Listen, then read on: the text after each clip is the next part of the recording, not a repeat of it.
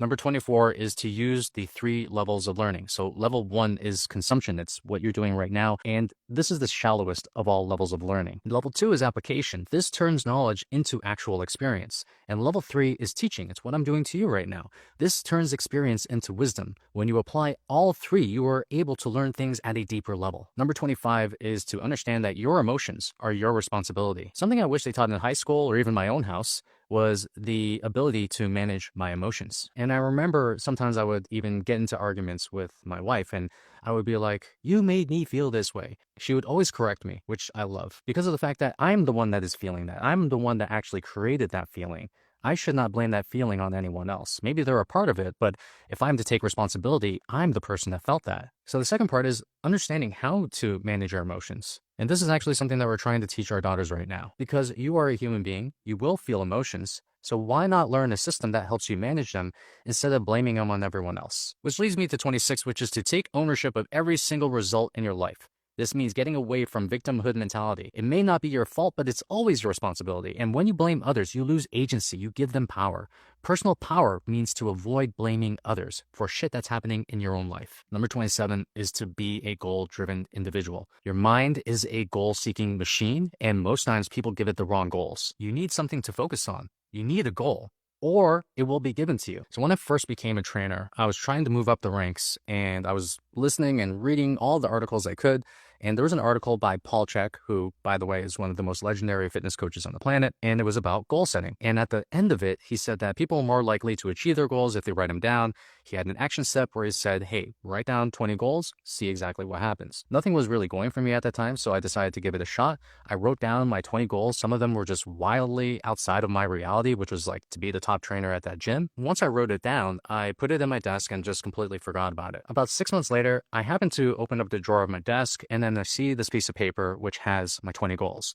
I end up picking up this paper, pulling it out, and I'm looking at the goals, and then I'm crossing out at least like half of that list. One of them was to be the top trainer at my gym. And that was my first taste of what goal setting can do for you. And since then, I've refined my process where I can literally take the biggest goals that I've ever thought about and make them into realistic steps. And I'll tell you what my system is right now so you can copy it. You start with a 3-year vision. I think one of the best books around creating a vision for yourself is called Vivid Vision by Cameron Herold. And he takes you through the step on how to create that 3-year vision. Once you set that 3-year vision, you're going to break it down into a 1-year goal. You're going to ask yourself, what do I have to do this year in order to get myself closer to the vision? Then you're going to break that 1-year goal down into quarterly projects. And those quarterlies are broke down into monthly tasks, and those tasks are broken into weekly tasks. And those tasks are scheduled inside of my calendar to be done every single day. And one of the things that I've done is make sure that I knock down at least 3 of those tasks so I can keep on moving forward. Whenever we're thinking about creating any kind of result in our life, we have to start at the end and work our way back. And then once you can make a goal look like a reality and create the tasks and the steps to get there,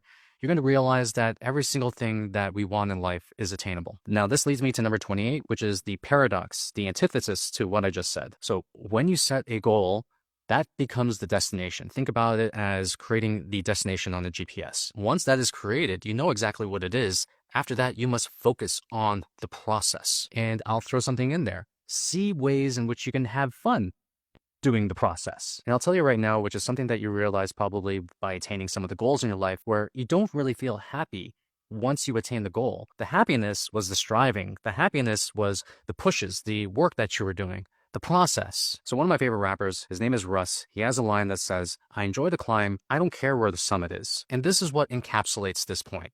When you focus hard on each and every step, you end up making the journey way more fun and exciting. And then this allows you to play an infinite game where you're getting the most joy out of doing the process and doing the work as opposed to achieving attainment. Now, 29 is achieving goal is not about getting things. It's actually about becoming the person who attracts the goal as a result of who they are. A goal changes you. It levels you up.